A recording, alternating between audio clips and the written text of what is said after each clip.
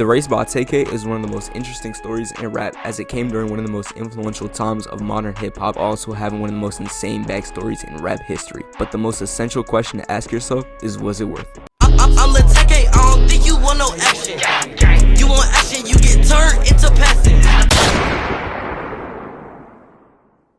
To understand the story, we need to go back to the 16th of June 2000. On this day, Taymor Trayvon McIntyre was introduced to the world in Long Beach, California. He lived a troubled life from the start, as his parents were members of the Crip gang. Early into his life, his father's gang ties caught up to him, and he was incarcerated somewhere in Los Angeles. His mom moved him and his sister to Las Vegas. A couple of years later, his father would be released from prison and moved his family to a suburb of Dallas, Texas called Arlington to provide a, quote, better environment for his family. In 2014, Taymor would join a local rap collective called Daytona Boys with his friends Pimp C and Santana Sage. In this collective, he would adopt the name TK. They would release their first song called Drift on Christmas Day of 2014. Along with Drift, they would release a lot more songs together, however these songs never caught traction. In 2015, he released his first solo track, Biff Zanin, and another one called Sly Cooper. These songs would gain a lot of local attention in Arlington, however that's about where it stopped. Everywhere I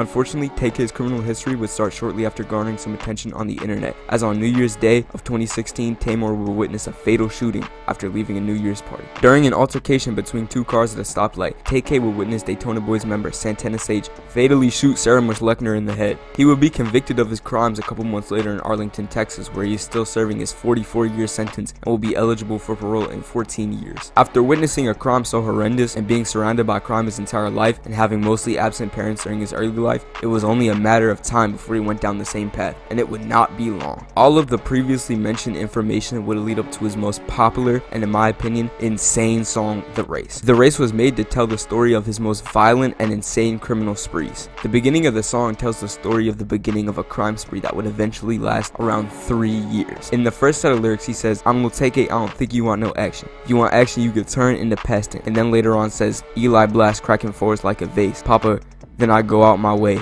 Do the dash and I go out my way. Rubber, shoes, rubber, lace.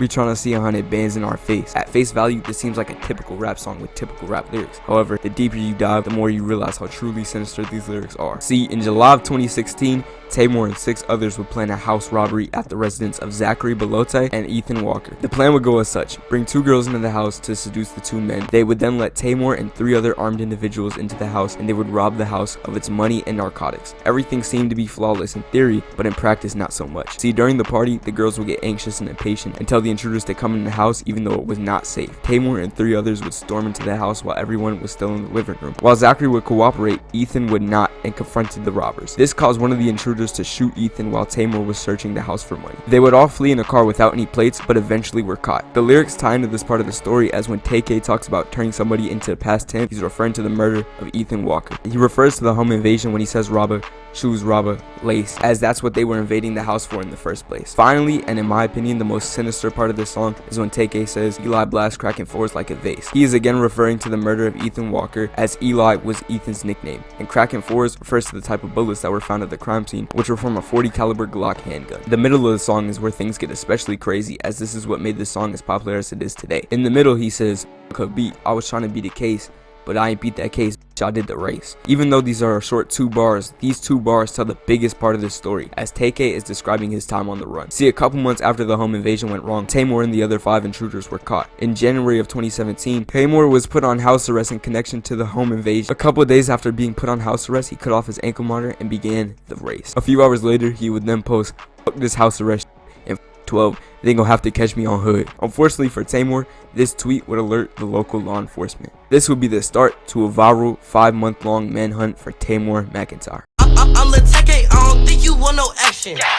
It's not certain, but it's perceived that Taymor was originally headed for Elizabeth, New Jersey, but still had a couple things to take care of in Texas. After cutting off his ankle monitor, TK stayed under the radar in Texas for about 4 months, and until late April when he would commit his first major crime while on the run. TK was in need of money, so to get some extra cash to continue his hiatus, he would plan another robbery, this time on a cameraman at a Chick-fil-A parking lot in San Antonio, Texas. Everything would go well until it was time to rob the photographer, whose name was Mark Anthony Saldivar, when things would go horribly wrong. Taymor thought Mark would not fight back and he would be able to steal his money and photography photography equipment. To do so, he would lure Mark into the back of a Kia sedan. However, instead of complying like Tamor thought, he escaped the Kia and began to scream for help. Tamor would accelerate the car in a last-ditch attempt to hit him. However, he would jump on the hood and kick the windshield. These actions would make Tamor stop the car, hop out, and shoot Mark in the parking lot, ending his life and speed off. Tamor stayed in Texas a month longer, advancing back to Arlington, Texas. In Arlington, before fleeing to Elizabeth, New Jersey, he would commit his final crime on the run. On May 25th, Tamor was in need of more money, so he ventured out to Craven's Park to find his next target. Taking a walk through the park would be 65-year-old Oni Skip Pepe. Tamor would immediately target him and attack him for his money and other valuables and leave him out to dry. He was found by a jogger hours later and later identified Tamor as the attacker to the police. However, he was long gone. Tamor would lay low, traveling to Fort Worth, Texas to take this iconic picture, which would be later used as the cover for his debut album Santana World. He would then venture to Elizabeth, New Jersey, where he would make a terrible final mistake. Tamor realized he had amassed a large amount of fame for being on the run, so to capitalize on this, he would make his most popular song to date,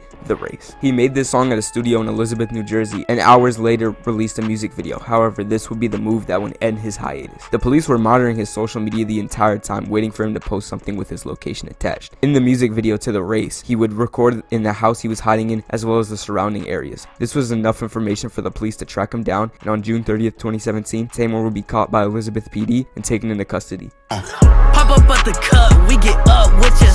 Smoke him down like a damn swisher. Eventually, Tamor was taken back to San Antonio, Texas to await his trial, and over 2 years later, he was indicted into the Bexar County Jail in San Antonio under 3 charges of capital murder. Tamor is now serving a 55-year sentence and will be eligible for parole in 27.5 years. Of course, he would not stop causing trouble in jail, as now he is facing a new charge of possession of a prohibited item in a correctional facility for bringing a phone into jail to communicate with his fans, friends, and family and make more music. The public's response to this song, The Race, would be huge, as in 2017 it was a very influential time for rap in itself. The song saw features from huge artists such as Young Nudy and 21 Savage, and the Free TK movement is still used to this day. However, not everything was great about this fame. Spotify took all of his songs off the platform, and other streaming services followed soon, such as YouTube. Eventually, Spotify's CEO retracted his decisions and let him re-release his songs on the Spotify. Even with all this fame and fortune he amassed from being on the run, the most essential question you can ask yourself is, was it worth it? It's still Free TK, you know. Gonna be home soon, hopefully. Free me.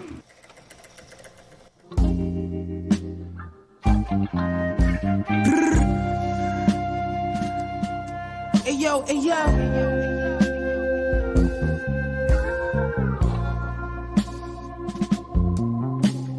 My shooter hitting everything, rolling off the wet.